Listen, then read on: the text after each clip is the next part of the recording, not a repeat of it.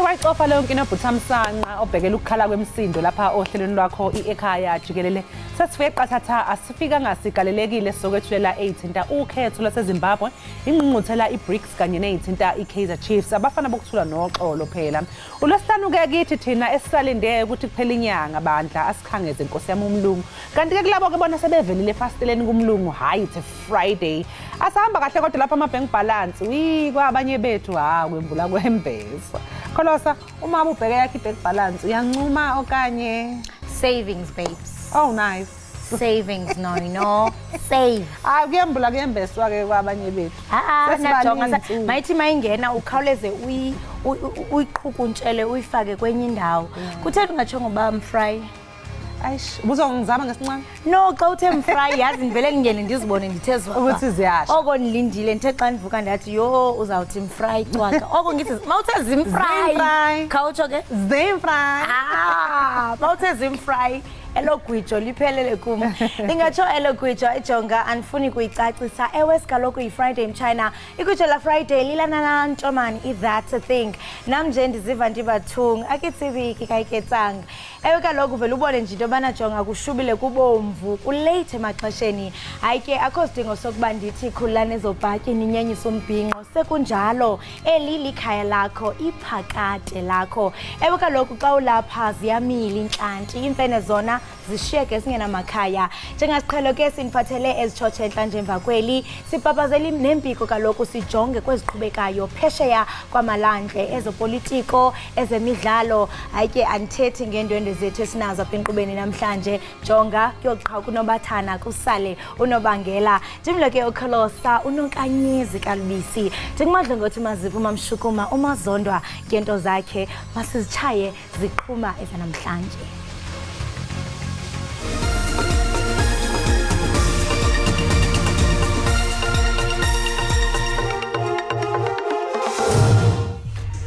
To become full members of BRICS, the membership will take effect from the 1st of January 2024.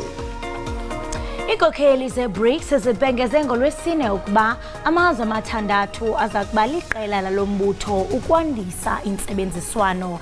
Le ngqungquthela ke iqukunjelwe phezolo. It's my right to vote.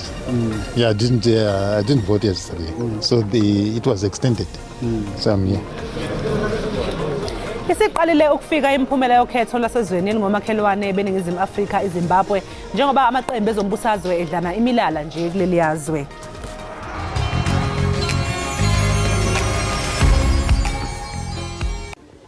Lutshani nginguleno sigusheshelo umhajo ikwekwezi FM emthonjeni 9 to 12.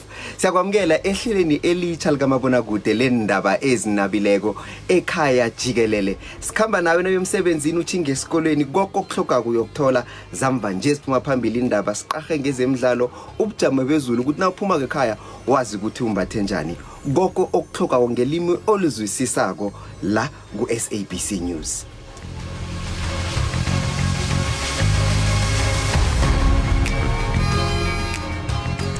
Amalungu e-BRICS ongezwe ngamazwe amathandathu naquke amazwe afumana nge-oil, i-Saudi Arabia, i-Iran ne-United Arab Emirates. Inyathelo ke elingabonwa njengelifikelelayo kwinqwanqwa le-G7 lamalungu matsha akwaquka i-Ethiopia, i-Argentina ne-Egypt. Umongameli uCyril Ramaphosa uncunyiwe zinhloko zamazwe e-BRICS ngegalelo lakhe kwingxoxo ezokwandisa ngamazwe e-BRICS. Umongameli Cyril Ramaphosa uthi kwingxoxo bavumelene ngamxhelo omnye ngesindululo sesigaba sokuqala sokwamkela amazwe amatsha amathandathu phantsi kwale mbumba aquka isithathu samazwe afume ngeoli, iSaudi Arabia, iUnited Arab Emirates ne-Iran. Amanye amalungu amatsha i-Ethiopia, Argentina ne-Egypt. We have decided to invite the Argentine Republic, the Arab Republic of Egypt, the Federal Democratic Republic of Ethiopia, the Islamic Republic of Iran, the Kingdom of Saudi Arabia, and the United Arab Emirates to become full members of BRICS. The membership will take effect from the 1st of January 2024. Lengquthela ikwafikelele kwisindululo sokuyeka idola yaseMelika njengohlobo lwemali esetyenziswa iBRICS yathwalisa uxanduva abaphathiswa bezimali neerhuluneli zebhanki enguvimba beze nezisombululo ngezinye indlela zentlawulo.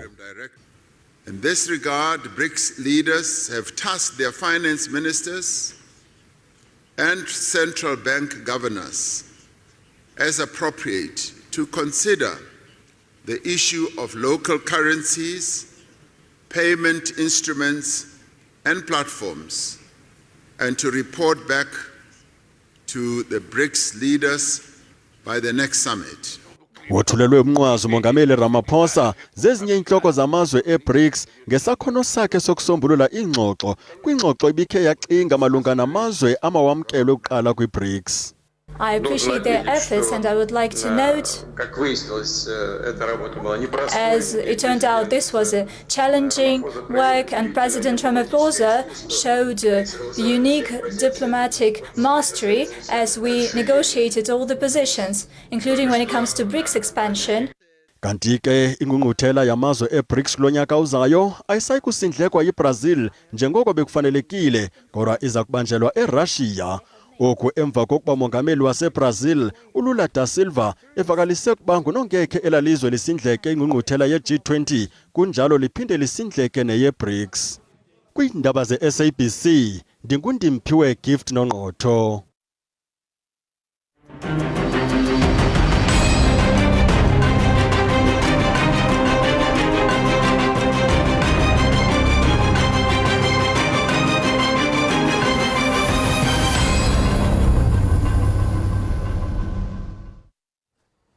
Isiqalile ukungena imphumelo yokhetho lukazwelonke ezweni lumakhelwane iZimbabwe. Zimbabwe zinikele ezikhungweni zokuvota ngolwesithathu kuyokhetha umengameli kanye namalungu eParliamente. Lithelwe ilahla kunina izolo izifunde engaphansi kwezi10 bese iphothulileke ukubala amavoti. Leyo mphumela kembukeli yamalungu eParliamente kanti imphumela yesikhundla sobumengameli yona kulindeleke ukuthi ke iqala ukungena ezinsukwini ezimbili ezizayo. Kepha ke umthethosisekelo waseZimbabwe ukhomba ukuthi kufanele ukuthi ibisingenile ezinsukwini ezinhlanu ezizayo. As the police, we have got a constitutional mandate to protect the country's internal security. So there's no going back in terms of maintenance of law and order in the country. We want to urge Zimbabweans that as the Zimbabwe Electoral Commission finalizes the voting process and the counting of the ballots, Zimbabweans should remain peaceful and wait for the official election results. The results are well. We voted well yesterday and we are enjoying the results. So far the results are good. We want good development here. We want to work indigenization to make it up.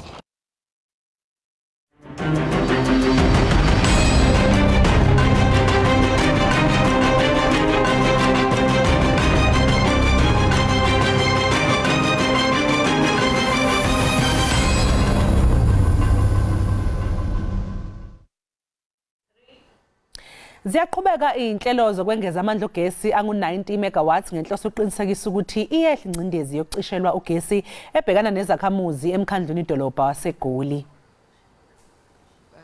Inkampani enkinkisha umbane iCity Power kulindeleke kuba yongeze i-90 megawatts yombane kukhanyiswa amakhaya aqikelelwa kwi-60 yamawaka. Le yinxalenye yesicwangciso sayo esisandokwaziswa esijolise ukukhusela ii-megawatts eziyi-500 zombane ngo-2030. While we are embarking on the journey to eventually enter into 20-year agreements, we should at least start with a 3-year contract. So we've got 4 independent power producers which will be giving us power. 1 is from gas, 1 is from waste to energy, and 2 is from solar, and then it's a total of about 92 megawatts at this point in time. Elinyathelo liza kanye ngexesha ilizwe liqhubeka nokujijisana namanqanaba ohlukeneyo okucinywa kombane. Amanye amashishini agqibele fudukela kwezinye iidolophu ezinombane othembekileyo. Amagosa aseRhawutini anoloyiko lokuba oku kungakhokhelela kwintswelangqesho kube nalo nefuthe kwiinzame zokuqokelela ingeniso yesixeko. We want to save this revenue as a city of Johannesburg. You know, we need 4 billion a month to survive. The city of Johannesburg is huge. For us, we must embark on this issue of revenue collection, but also try to stop all these elements that distance us like such as illegal connection. Ngelixa abavelisi bombane abazimeleyo abane bengekachazwa amagama, isixeko sithi umbane othengwe kubo uza kuba kwixabiso elisezantsi. Oku kuza kunceda ukunciphisa amaxabiso aphezulu ombane kulandela ukunyuka okuphindwe kabini okuvunywe yi-arhente egunyazisa amaxabiso ombane iNESA. Iparlamente ke iqoshisile inkqubo yodliwano-ndlebe ngezakhono zabagqatsa kwisikhundla somkhuseli woluntu omtsha. Basibhozo ke abagqatswa abajikwa-jikwe ngemibuzo ngezakhono zabo kwinkqubo ebanjwe kutshanje. Phezulu ke umgqatswa wokuqala ukuvavanywa ngowayintloko yezabasebenzi kwi-arhente yezobuntlola uAdvocate Mubango Lukhayamane. U-Advocate Lukhayamane ongumxazululi wemiba yengxowa-mali yomhlala-phantsi uzama isihlandlo sesibini uba ngumkhuseli woluntu njengoko wayizamelena ngo-2016. Sometimes you take a decision and you ask the troops to march along with you. I have. Imanje uJohana Lidwaba ofuna isikhundla naye yenza amabalengwe ngezinto ethi isilela kuzo iofisi yomkhuseli woluntu. Last when I was nominated, that period, I went to so many young people and I asked them, do you know what is public protector? No. Do you know what is legal aid? Yes. Umkhuseli woluntu obambele uxelela amalungu eParlamente ngokubaleka ukuba le ofisi ihlale izimele geqi kwaye ineqela eliluqilima. The public protector must ensure that there is necessary steps that are put in place to ensure that the work of the institution is shielded. There's independence, there's impartiality, and it is done so without any fear of favor. We thank the public for coming with us from the time when we invited them to nominate. Le komiti zakuhlangana ngoLwesibini weveki ezayo ukwetyisa ngale nkqubo yokuvavanya izakhono zabagqatswa. Igqwetha likaMolimo Maruhanye nowaziwa ngelikaJubjub ojongene namatyala li-13 liqalele inkundla ukuba lihlehlisiwe umhla wesi-8 kuNovemba ityala lakhe. Igunya abantu lezotshutshiso lithi liqinisekisile ukuba linetyala eliqatha ngakuMaruhanye.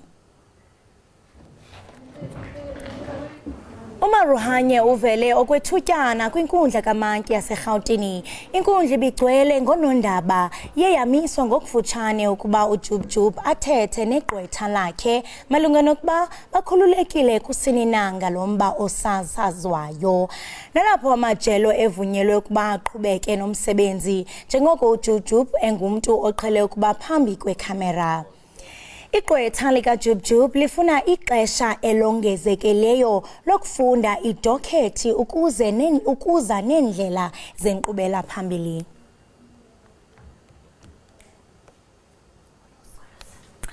Babuyele kweli abacimi boeli abangama215 emva kokuba babeseCanada isithuba sentsuku ezingama33. Eligqiza ke labacimicimi mlilo lilifathele eli loMzantsi Afrika lisingise kumantla Melika ngeliyokunceda ukuvulwa nemililo yamadlelo egqogqisayo kwelo.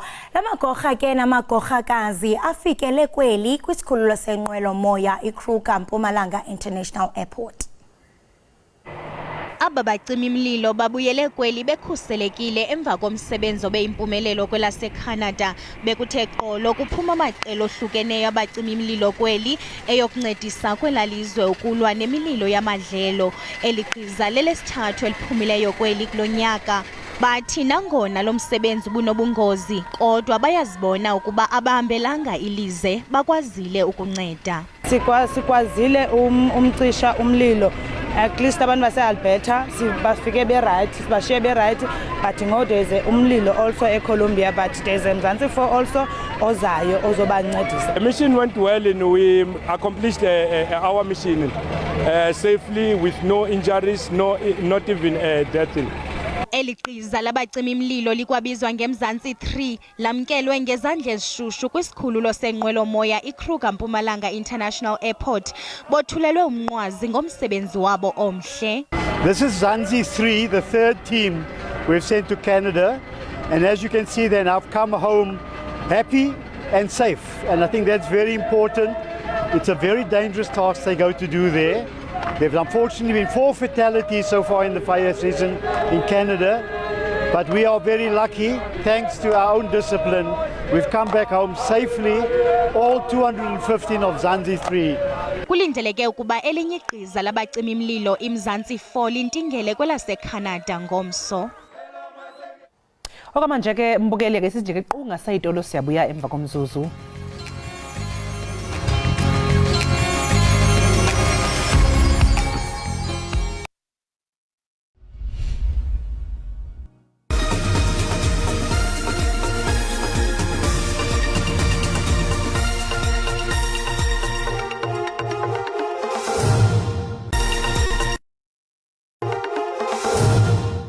Inhlangano yengamele ibhola eNingizimu Afrika iSAFA yethule uhlelo lokucija abaqeqeshi ezweni lonke kuleli. iSAFA iza kunikezela ngecourses ezahlukeneyo zokufundisa abo banomnqweno wokuba ngabaqeqeshi ezifana nelicenses zeCAF ezikwibakala lika C no D. Kodwa lo mbutho ukwachonge ezinye icourses ezibaluleke kubaqeqeshi nakwabanye abasebenzi kwibhola ekhatywayo. Kusungulwe iziko loqeqesho nelithiywe ngowayesaya kuba ngumqeqeshi weBafana Bafana ongasekhoyo uClive Barker. One component, like I said, would be traditional courses, and then the other one would be the SAFA Clive Barker Academy. So Clive Barker Academy will deal with all specialized courses that you can really think of. You know, courses that will deal with technical director course, courses that will deal with career transition programs for ex-players, courses that will also deal with coaching courses for active players. Lombutho uza kuvunyelwa kwakhona ngelicenses zeCAF ezikwibakala lika A nelika B. iSAFA ibingakwazi ukunikezela ngezilicense ukusukela ngo-2017 emva kokuba iCAF yamisa ukunikezelwa kwelicense ngelixa yayisahlaziya amaxwebhu oqeqesho. On Sunday, CAF sent a message to bring us back into the convention. iSAFA ithi eliziko litsha liza kuqhuba izifundo ukusukela kunyaka ozayo kwaye imeme abanomdla ukuba beze ngaphambili nezifundo abafuna zongezwe okanye bafake izicelo zokufunda kweliziko. Njengamanje ke mbukeli ake sibheke ukuthi imi kanjani imidlalo kulempela sonto eqala namhlanje. Embangweni wesicoco se-DStv Premiership namhlanje Cape Town Spurs izogadulisana neChippa United bese kuthi ke kusasa kungumgqibelo iKaizer Chiefs ke yamukele amaZulu FC. Komunye umdlalo ngawo umgqibelo iStellenbosch FC izotholana phezulu neSuperSport United. Kuzothi ke embangweni wesicoco se-English Premier League ngolwesihlanu iChelsea izobhekana neLuton Town bese kuthi ngomgqibelo iBournemouth yona izodlala ke neTottenham Hotspurs. iEverton igadulisane neWolves bese kuthi ke iArsenal itholane phezulu neFulham. iManchester United izokwamukela iNottingham Forest ebese ke iBrighton ivakashelwe iWest Ham. Kuyobese kuthi ke ngesonto mbukeli iBurnley yamukele iAston Villa kanti ke iManchester City ihambele iSheffield United emidlalweni ke iNewcastle United izosingatha neLiverpool United.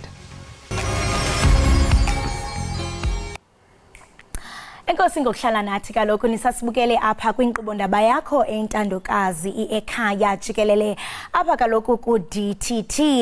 Inkomfa entsiku ntathu nebibanjelwe eGauteng kutshanje sele ifikelele emaphathelweni.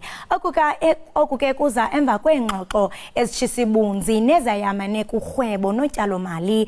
Phakathi ke kwezo ngxoxo ke kuqityiwe kalokuba kwamkelwe amazwe amathandathu kule mbumba yeBRICS, nto leyo ke eza kuthi ukuthi ibe ngusosikweni kwinyanga lomqungu kunyaka ozayo. Amazwe ke amahlanu asele esekhona kule mbumba akwamelele ukuba kubaphathiswa babo bezemali nakwirhuluneli zebhanki ukuba zithathele ingqalelo i-currency ehlobo lunye nendlela ezintsha zokurhweba, nto leyo ke enazokuthi thaca ingxelo yayo kwinkomfa yonyaka ozayo. Ukusinceda ke sifumane umongo woko okuthe kwaqhubeka kule nkomfa, siyasarhweca kaloku ingcaphephe kwezoqoqosho umnumzana Makwe Masilela, okanti ke sikwanaye nogqirha uVusumuzi Sibanda we-Africa Diaspora. Masinibulise bahlekazi, sinamkele kwinkqubo yethu yentandokazi Ekhaya Jikelele. Niyaphila kodwa ngalentseni?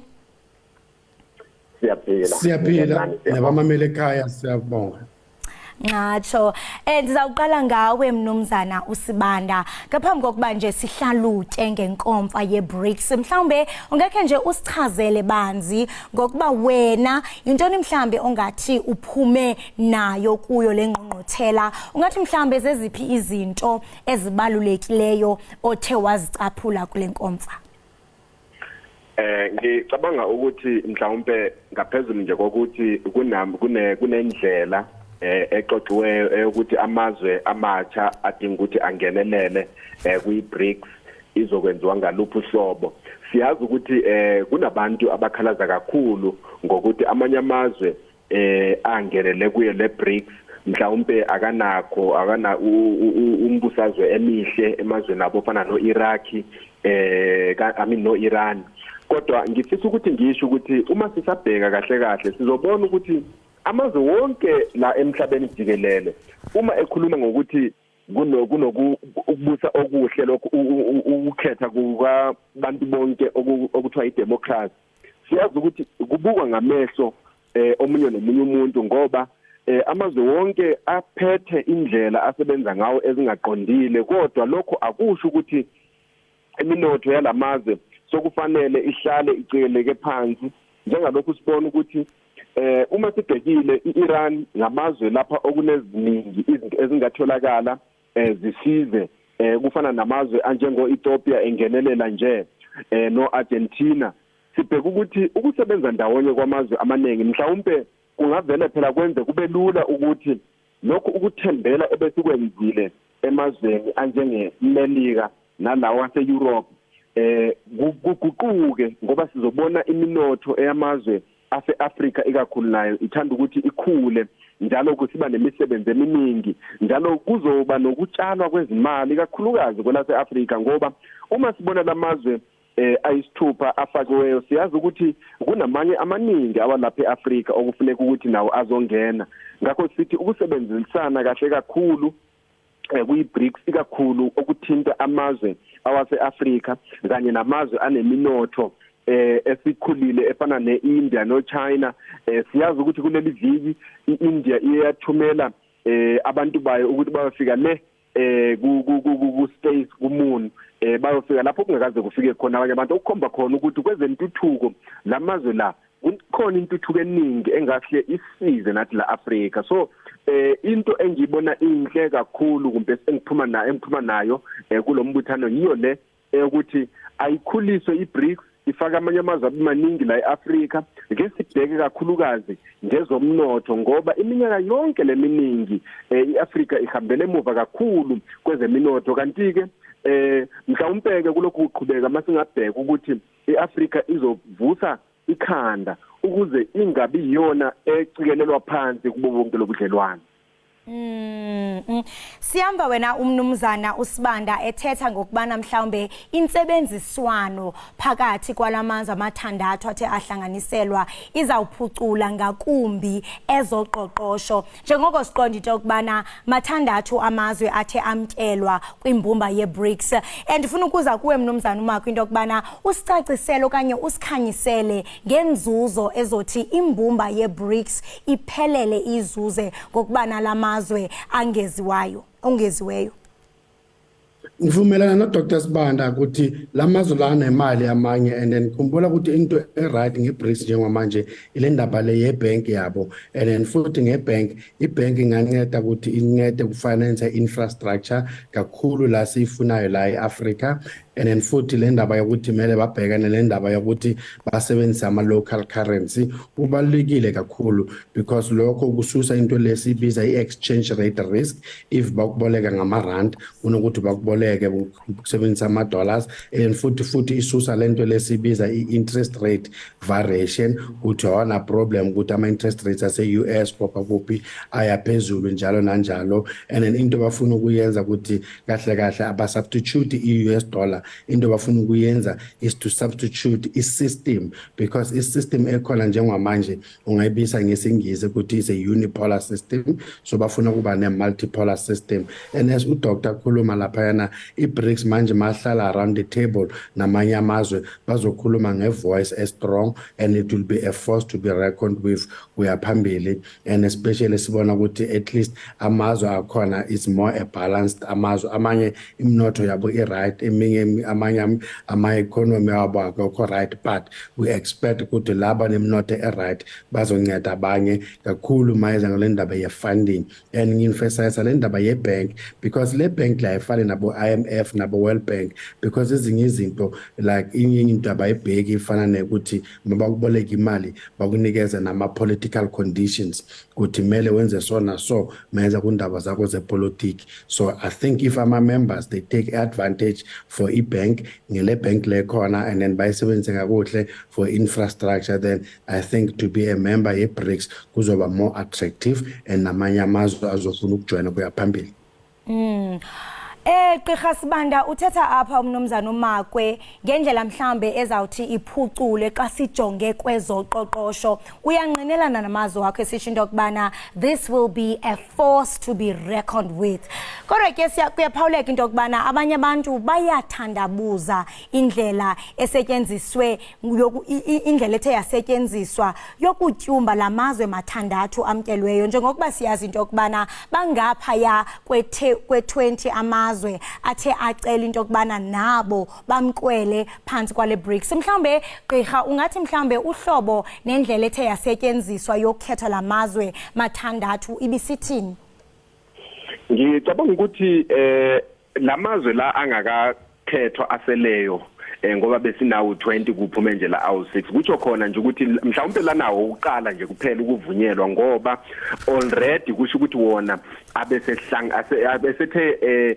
anelisa ukusatisfy lokho kudingwayo kubekiwe ama requirements ukuthi angene okusho ukuthi nalawa asasele either ngoba kade ngenise isicelo sawo isikhathi sesisincane siseleyo kusafanele nje ukuthi ayolungisa mhlawumbe ayolungisa izinto zawo ukuthi nawo anelise ukungena ngicabanga ukuthi kungesidalanga nawo azongena siyazi ukuthi ukukhalaza kukhona vele ikakhulukazi lapha abantu besithi kanti kusetshenziswe indlela abani ukuthi kufakelwe lawo mazwe ngoba amanye awana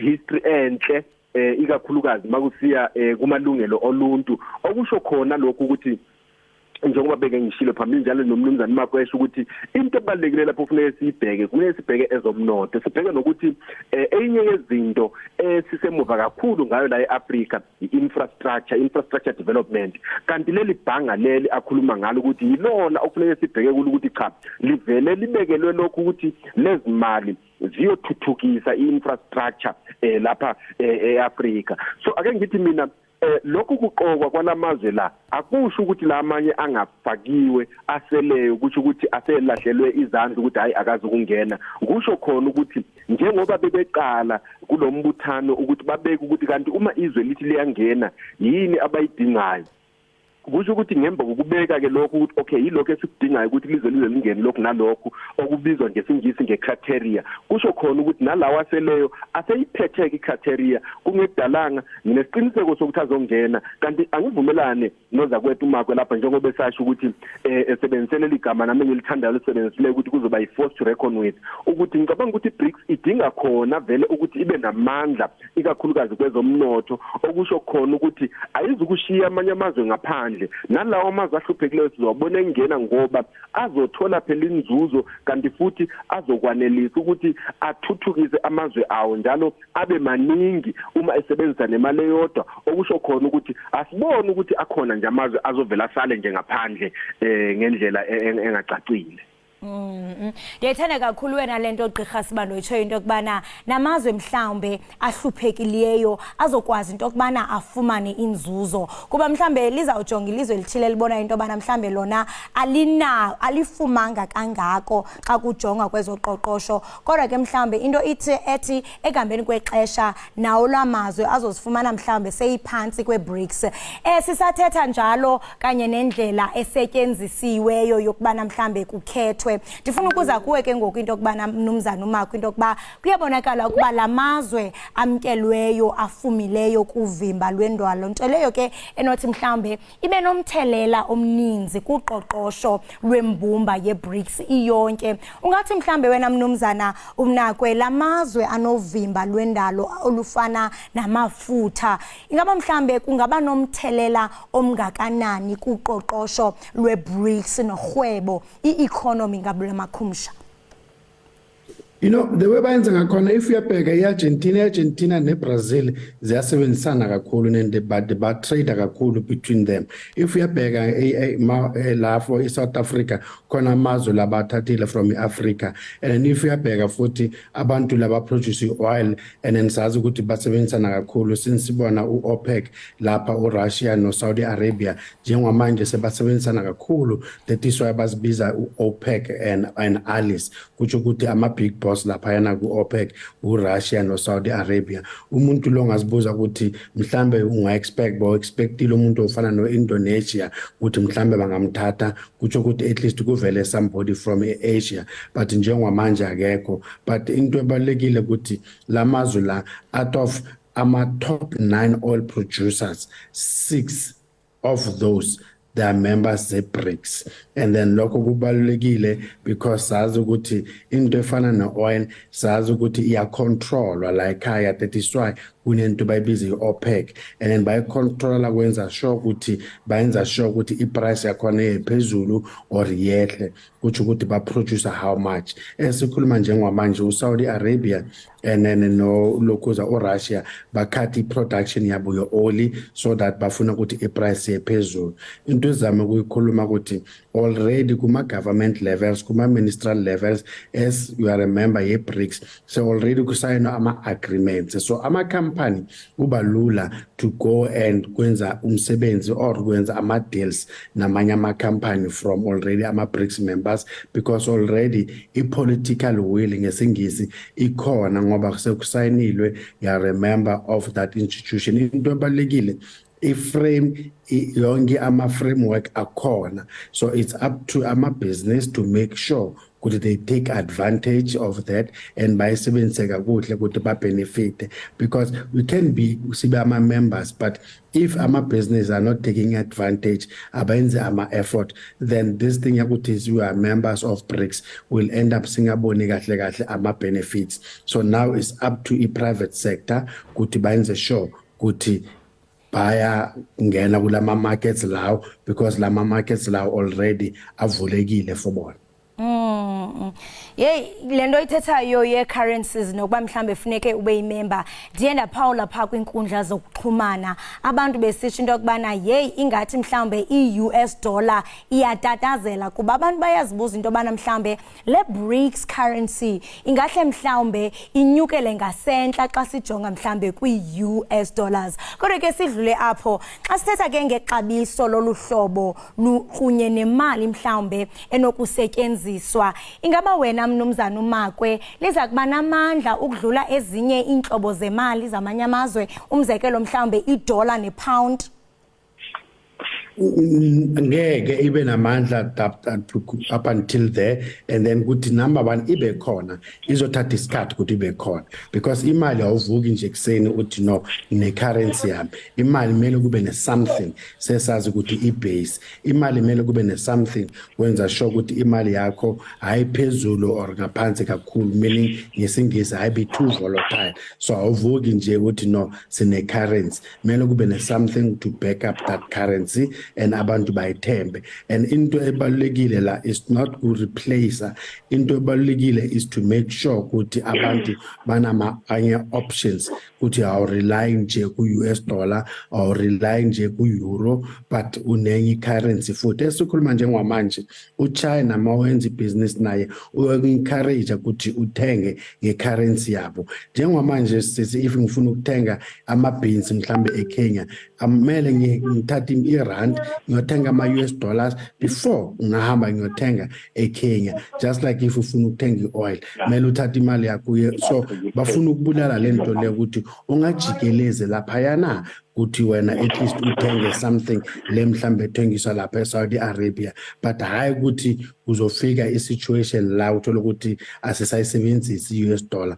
And then lento le ukuthi ibe khona izothatha isikhathi. The nice thing ukuthi i-build up ukuthi at least abantu bafuna ukuthi no ithi i-world order system i-change, singabi ne-unipolar system, kube a multipolar system, US dollar, euro, amarand, yonke into. And esingikhulumile kuba lula ukuthi bakuboleke imali ngecurrency yakho. That is why USA, even if unesikoloto esinkulu akanankinga, because isikoloto sakhe it's in US dollars and imali yabo uthi ukuthi akana into bayibiza exchange rate risk. Ivakala kahle wena mnumzana Makwe. Ndiyafuna into yokubana siyiqukumbela ngawe Dr. Sibanda. Kuba kuyaphawuleka into yokubana abanye ke abantu bathi le nkomfa ithande ukuchasa amazwe asentshona. Koko ke yagqila okanye yajonga banzi kulawo asemazantsi. Ingaba mhlambi oku kwenziwe ngabom, mhlambe xa sithi siyajonga injongo zango ukuba bakhuphisane kwisigaba, mhlambe singasho into yokubana siyalingana nalo mazwe asentshona.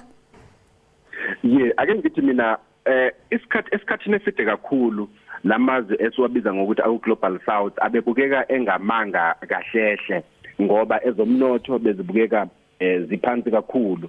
Okusho khona lokho ukuthi sokuyinto phela enhle ukuthi lawa mazwe akuyi global south kube yiwona amazwe asethe afika abhekisisa ukuthi asalele emuva kakhulu. Yikho nawo azikhetha baqala ukuhlelana bona bodwa bathi kungcono nathi sibe nendlela phela eyokwenzani ekusebenzisana ukuze nathi sisinde, hayi ukuthi njalo sihlale sithembele kulawa amazwe awasentshona, ngoba umnotho wonke ubuphethwe ngamazwe asentshona okuze kwenza ukuthi nezinye izimpi esizithola emazweni lawa esiwabiza ngeglobal south kubukeka sengathi beziqalwa yiwo lamazwe ukuze aqhubeke ewacindezela njalo ethatha ezomnotho kulawo mazwe. Kungakho sithi yebo lokho kwenziwe nje ngenhloso ukuthi lamazwe azithole nawo esenamandla, azithole nawo ethuthuka, angazitholi eyindawo yokudlalela kwamazwe asentshona. Bahlekazi masibambe ngazibini ngexesha lenu ngayo lalentsasa. Siyathemba into yokubana ababukeli beEkhaya Jikelele barhabule bafinca kwaye ke into engamandla baxhobiseka ngokubangqongileyo. Siyabamba ngazo zezibini. Siyayibongela. Siyabonga. Right, mbukeli weEkhaya Jikelele lo besithetha naye kaloku ingcaphephe kwezoqoqosho umnumzana Makwe Masilela. Sathetha naye kaloku uGqirha Vusumuzi Sibanda weAfrica Diaspora. Besixelela banzi kaloku ngenkomfa entsuku ntathu nebibanjelwe pha eGauteng kutshanje, kwaye ke siyaqonda mbukeli into yokubana ngoku seyifikele ekupheleni. Kuza emva kwengxoxo ke ibitshisa ibunzi yezamanye kurhwebo notyalo mali. Phakathi ke kwengxoxo ke kugqityiwe ke lokuba kwamkelwe amazwe amathandathu. Phakathi kwelo mazwe ke amathandathu athe amkelwa mbukeli, uyaqonda ukhumbula into yokubana amazwe ke aye afaka izicelo zokuba nabo bafuna ukuba phantsi kwale ngqongqothela ye-BRICS. Phakathi kwalo mazwe ke sinayo iArgentina, iEgypt, iEthiopia, iIran, iSouth Arabia neUnited Arab Emirates.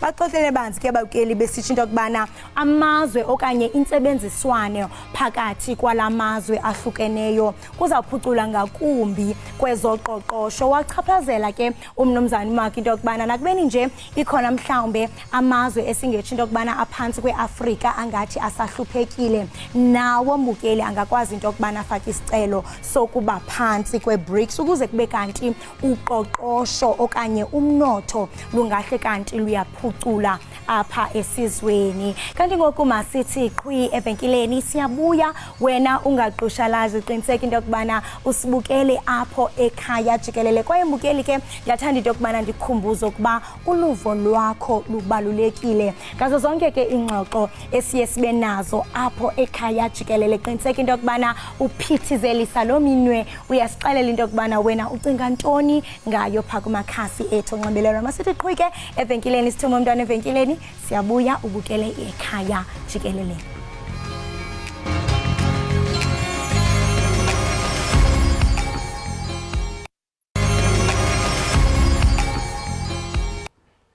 Siphinde ke sikwamukele mbukeli ekhaya jikelele.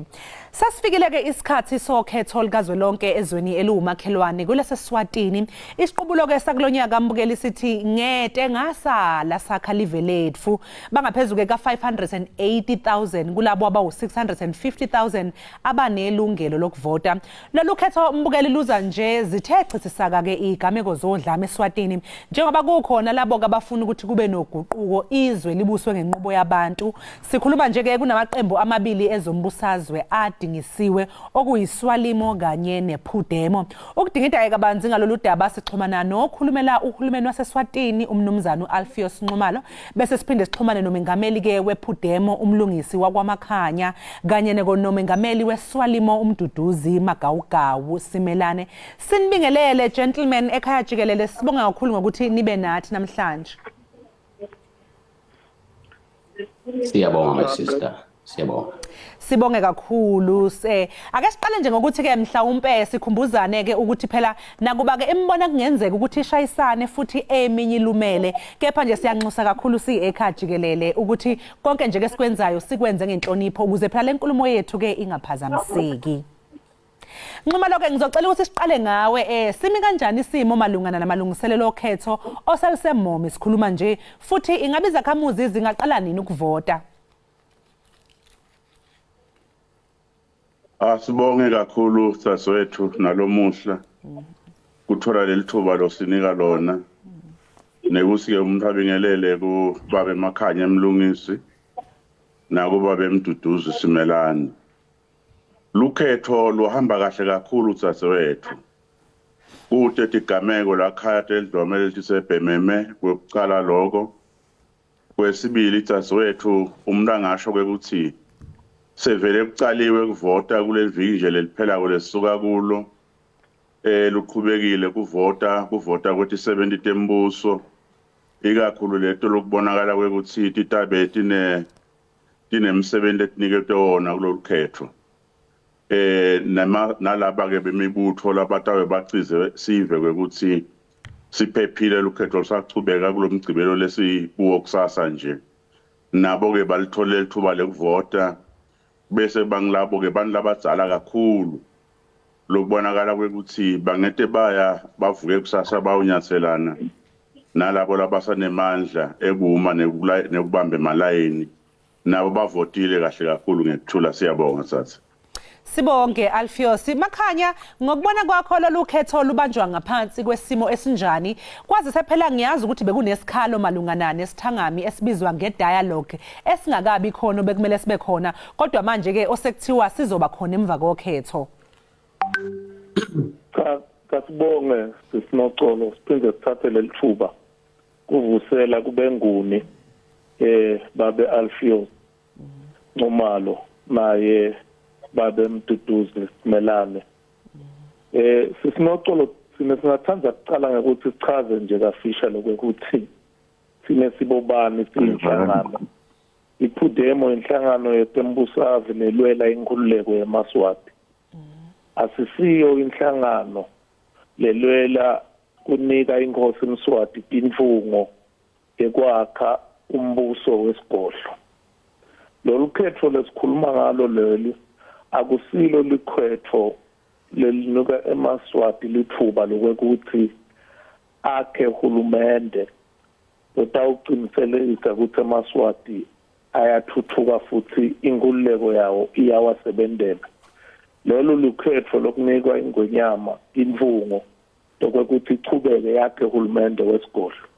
Sineke njengephudemo vele asizange nje sesike sithi imbanza kanye kuleli hlelo lokuthi sisiphe inkosi yakhe uhulumende wesigodlo ikakhulu ngoba sine njengeMaswati siyathi ukuthi uhulumende wesigodlo kusukela wabakhona ikakhulu kusukela nga1973 nazoshaya umthetho la khona inkosi yaleso sikhathi yavala emaqembu etembusave kube nguhulumende longawasebenzele eMaswati kodwa lo sebenzela bukhosi nalabo labajute naye lolu khetho kwelolu silibona njengaletinye tetinhlelo leticonze ukuthi ichubekise lokho kuhlupheka kweMaswati lokwenda ukuthi eMaswati lamhlabe bede imithethibhedlela kube bede imifundzate emakolishi incumbi yeMaswati aphoceleleke ukuthi ayofuna indlela yokuphilisa ngaphandle kwelive laseSwati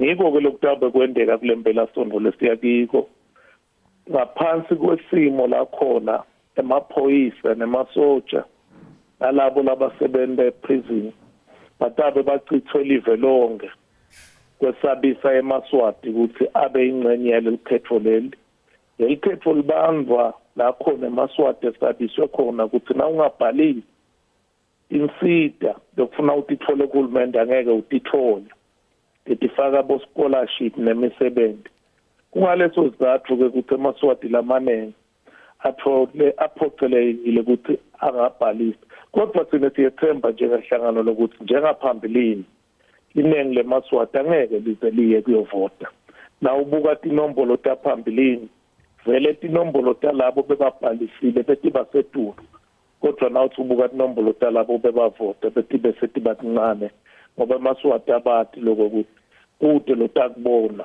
lokuthi awukayi kuyovota kanti bayakhona lokukubona ukuthi ubhalisile noma ungabhalisi na uvale inkulumo kwesabisa abantu. Yebo mnumzane uMakhanya siyaluzwa uvo lwakho. Mr Alpheus Nxumalo bengizothanda ukuthi uthi ukuphefumula ngembono kaMakhanya kodwa ke njengamanje ngizocela nje ukuthi banumzane ke sithi nje kuyibamba kancane ningahambi kulayini sisaqhubeka nje nokuthi sikhulume ngehamba phambili imizuzwana nje sizobe sesibuya ke sesixoxisana siqhubeke nengxoxo yethu.